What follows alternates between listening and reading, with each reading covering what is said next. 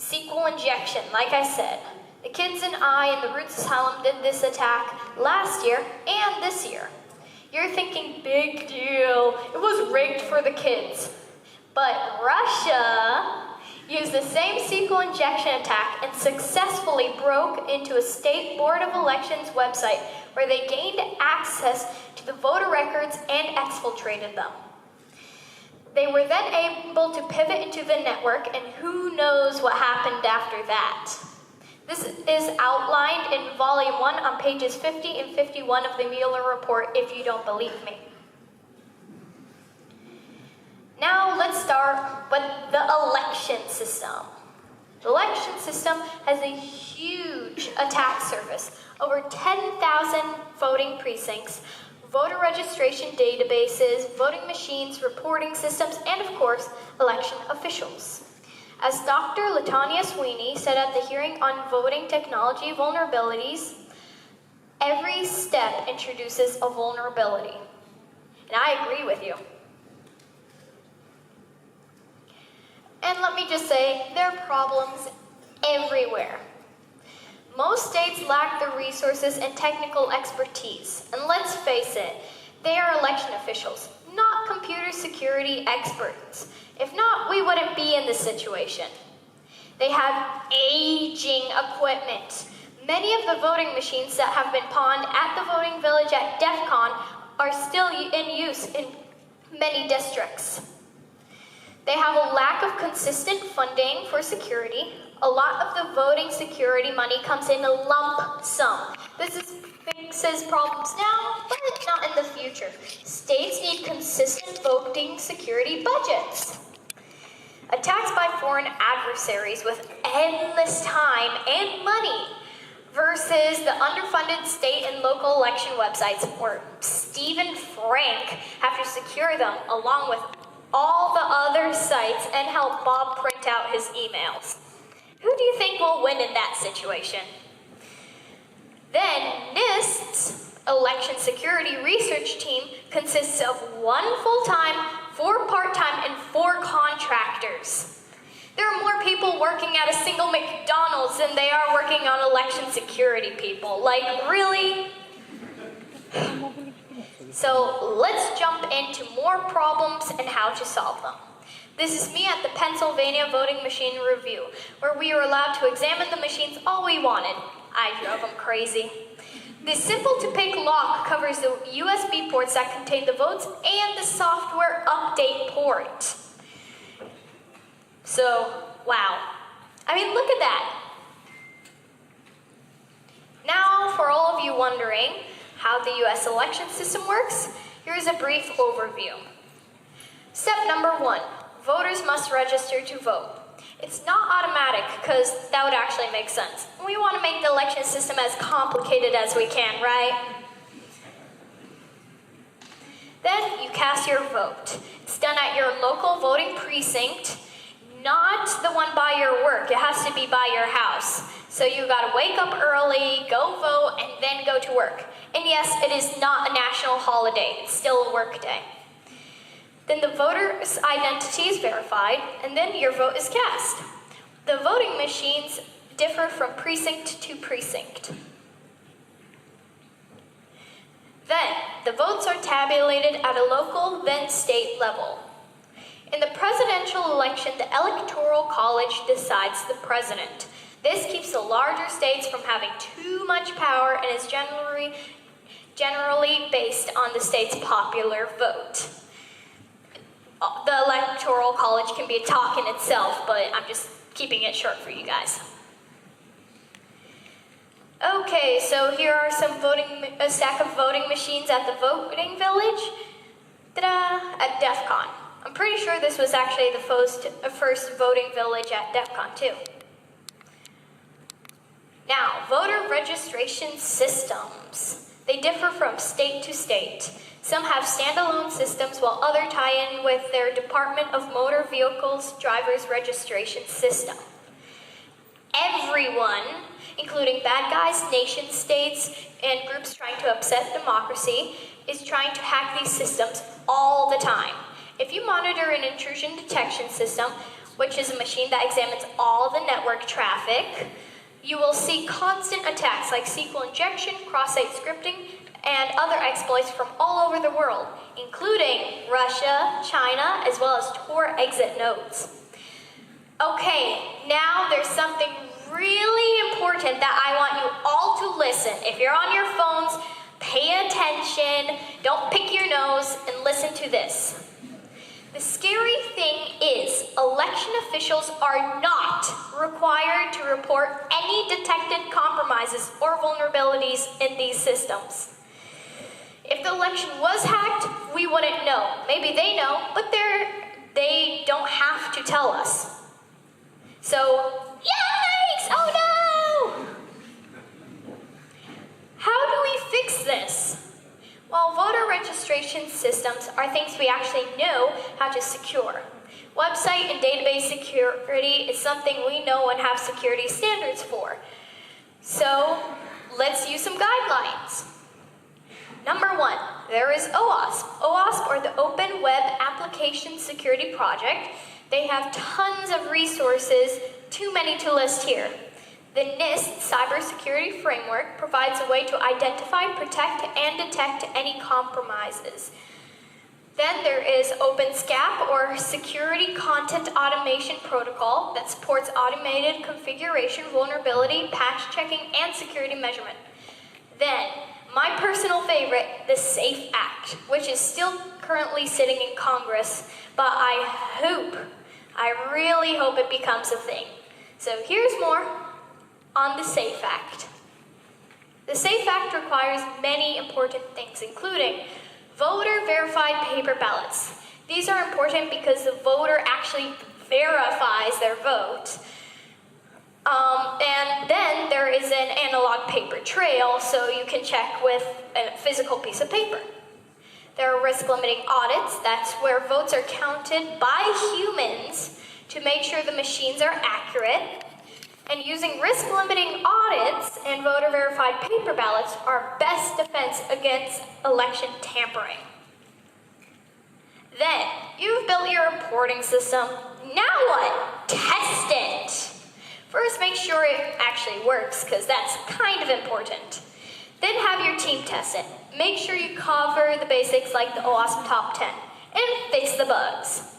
Don't waste your budget on having professionals come in just to tell you what you could have found out by yourself. Next step, test it with hackers. Make sure it's fully tested before you bring in an external pen testing team. They will find things that you never thought of. If you're thinking that the systems out there are secure, well, let me tell you, they are not. Hackers have found SQL injection working on a state site just recently, like 2 weeks ago. States need to have a bug bounty, or at very least, a clear channel for reporting vulnerabilities. You've registered to vote. Now what? Hacking the voting machines! Oh wait, sorry, just the voting machines themselves. Voting machines. You would think the US would have a thriving voting machine industry. Unfortunately, this is not true. If you want to make a voting machine, you need to make the entire system. Everything from the voter registration system, the voting machine, then the tabulator and reporting system. This is why 80% of the US voting machines are made by 2 manufacturers, ES&S and Dominion. ES&S bought Global Election Systems, which became Diebold. Ugh, they're so insecure, as you'll see soon. ES&S senior programmer and VP was convicted of computer software tampering and embezzlement. In 2004, they performed an emergency software patch in 37 swing states. These are key states that could swing the election one way or the other. I wonder why they only did it in the swing states. Something's fishy there. Then Georgia and Tennessee have reported machines losing votes in predominantly African American neighborhoods. Now that just doesn't sound right. These manufacturers keep their source closed and will threaten to sue people if they try to examine their software. The Diebold GEMS tabulator was found lowering vote counts. It's not that hard, people. Vote gets vote plus one, or for my C fans out there, vote plus plus. Many machines and tabulators have hidden back doors that allow votes to be manipulated during the election. Now, let's talk about direct recording systems. Direct recording systems are voting machines that do not produce a human-readable paper trail. These machines cannot be made secure, so please follow my advice and don't use them. As was proven every year at DEFCON Voting Village, the vote count can be undetectably manipulated. These types of machines are used in many countries around the world, including Brazil. Who wants to guess who made the machines in Brazil? Diebold! Yay! Not really. You know what I would trust more than a direct recording system? Yeah. Now, paper ballots. Another way to collect votes is with paper ballots. There are two types. Number one, hand-marked paper ballots. This is the best, most secure option. These are marked by the voter themselves, then scanned with an electronic scanner or counted by hand. Then ballot marking devices. These were originally made for the handicapped voters.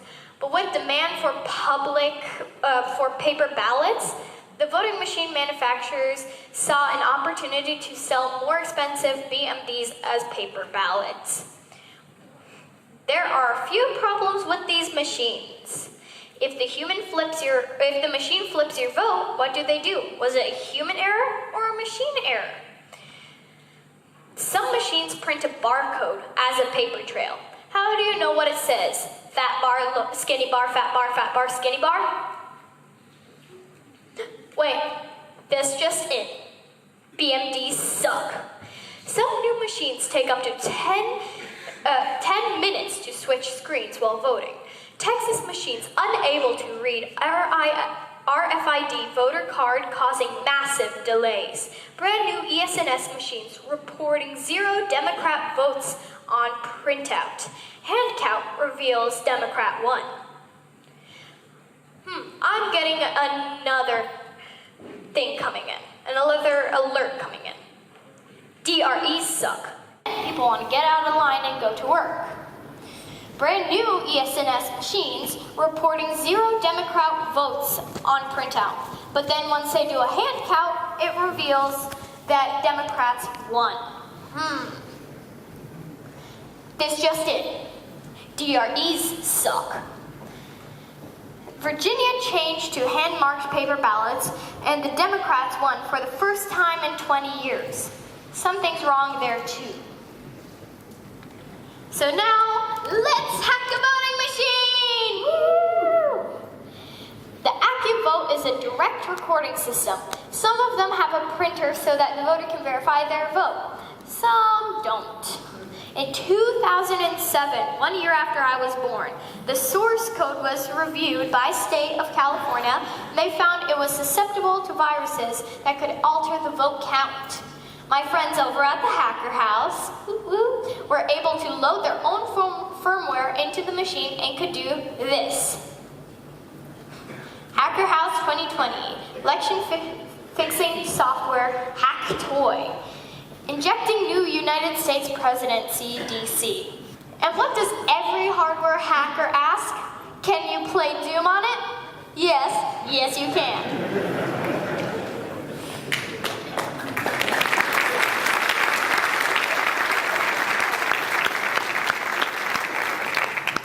Now, I have a question for all of you. Where are your voting machines stored right now? We're so happy with me. Well, if you live in the U.S., where are your voting machines right now? See, you don't know. How well they are stored in cold storage. So how well are they secured while in cold storage? Another way to help secure voting machines is to reinstall the software and firmware before the election. Making sure to check software fingerprints and checksums before installing. Doing this will not only ensure the latest patch software is running, it will also wipe out any malicious code that may have been installed. It's a 2-for-1 deal. Woo-hoo! So where does your vote go next?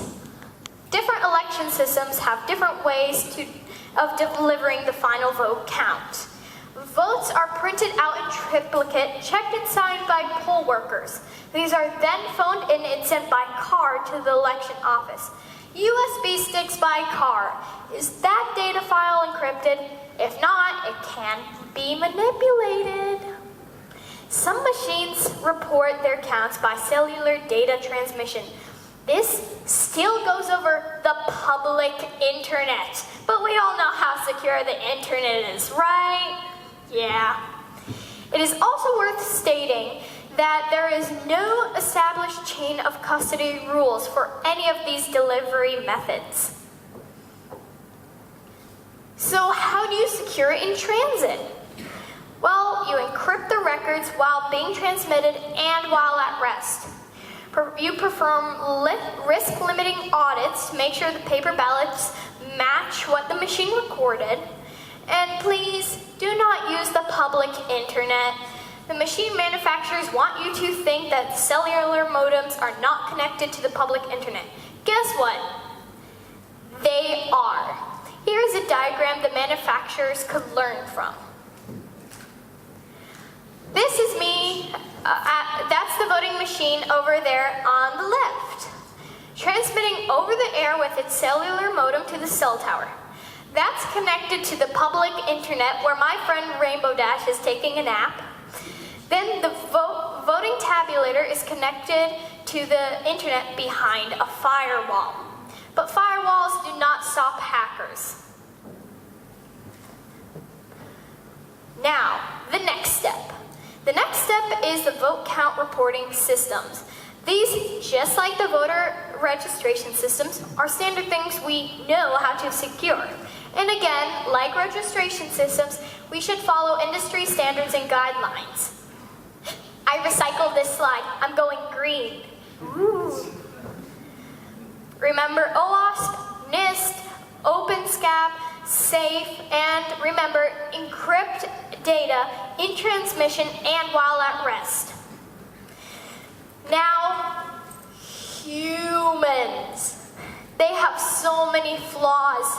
That's why I like cats better.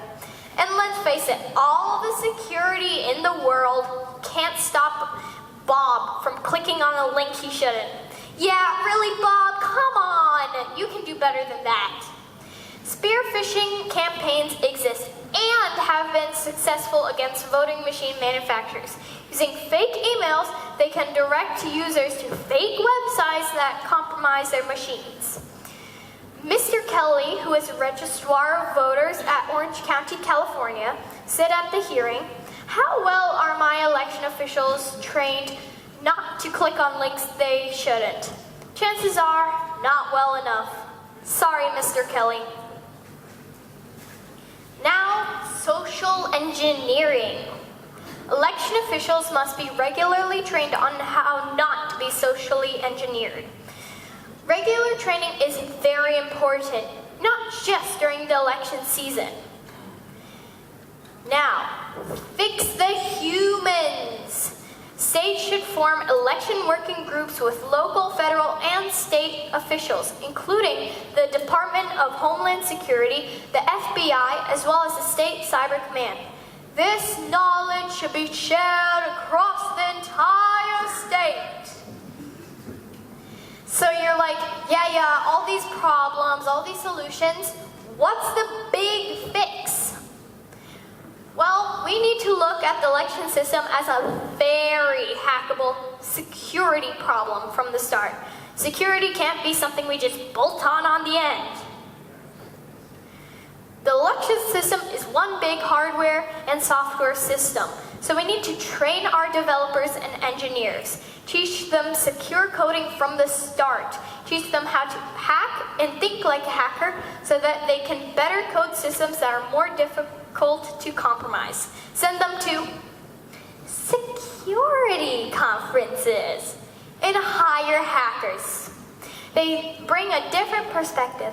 They think around, outside, and destroy the box. I hope I woke up any of you who were sleeping.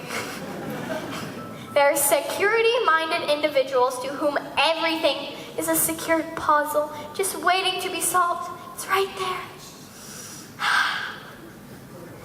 Also, don't be afraid to hire hackers without certifications. Kids right out of school too. They will bring an excitement and desire to prove themselves beyond expectations. So what is the best system? Hand-marked paper ballots. I made this really big so you can take a picture. And if you're not taking a picture, you better memorize this, okay? Okay. And with risk-limiting audits. I'll give you guys a second to take a picture.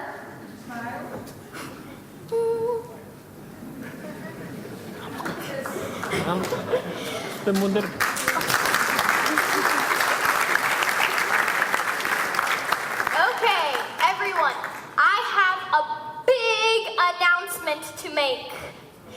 Next year at DEFCON, I will have, drumroll please, my own election system!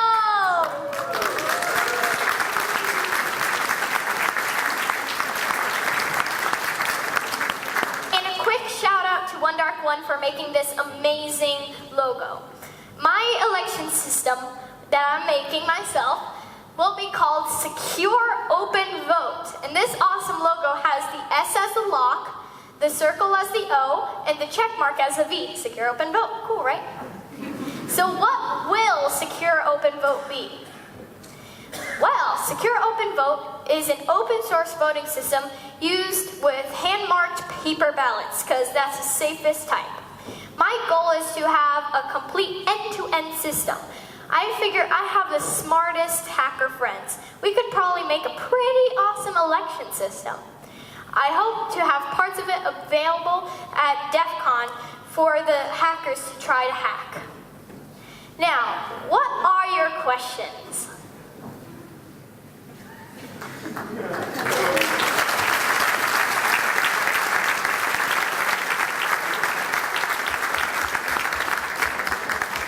That was absolutely awesome. We can take about 3 to 5 questions depending on, just make it, quick and keep it short and sweet so we can fit in more of you. Please keep your hands up until the mic gets to you so we can see where you are. Put your hand up, and it would also help if you stood up while you were talking so I can actually see where you are and so they know who to give the mic to.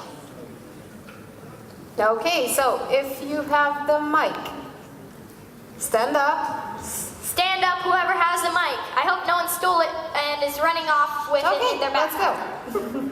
Hello. Hello. Thanks for the presentation, Bia. My question is related to Romania because we have paper ballots here.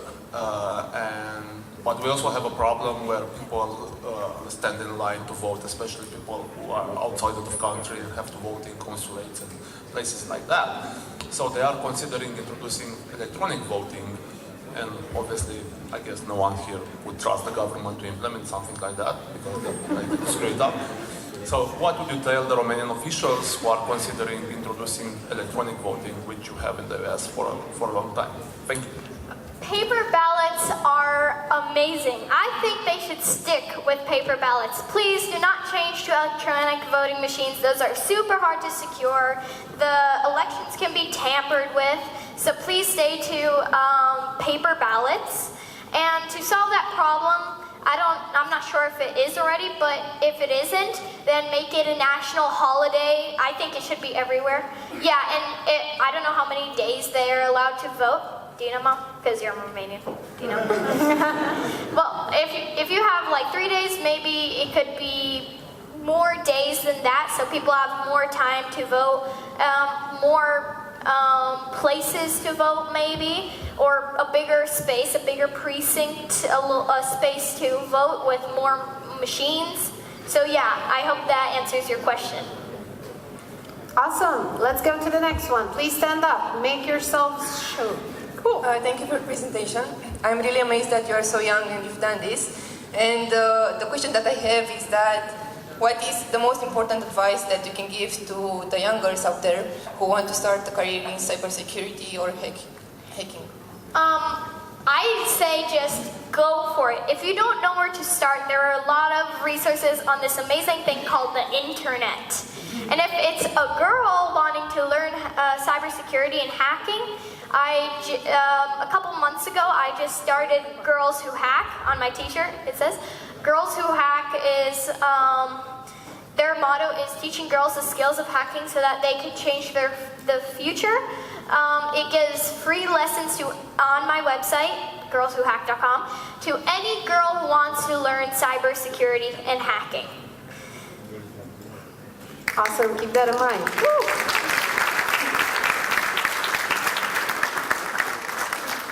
Okay, 2 more questions. We have one in the back there. Oh, we have someone here, and then we'll come to you, promise. Can you move the mic closer to your... Is it on? Is it?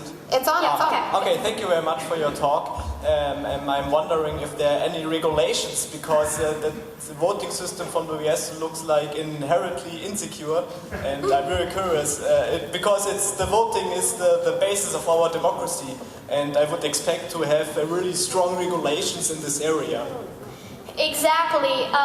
They actually don't really have any guidelines pretty much at all. So like I said, on 2 slides, guidelines exist. Let's use them. I hope the SAFE Act passes in Congress and it becomes a thing because it sounds super awesome.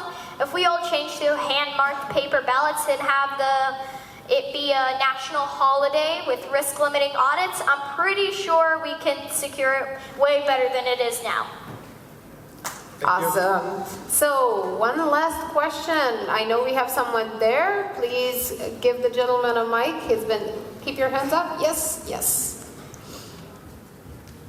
We can do it. Yes, that's teamwork. Teamwork makes the dream work. Very interesting presentation. Congrats for that. And very interesting subject. Bianca, one very quick question. What is your IQ?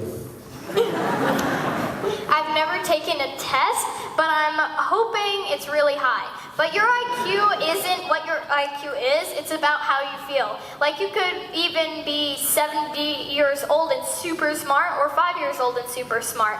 It's about how you feel and what you think you know that really matters. Same with how young you feel. You can be 80 and still like doing the hula and whatnot.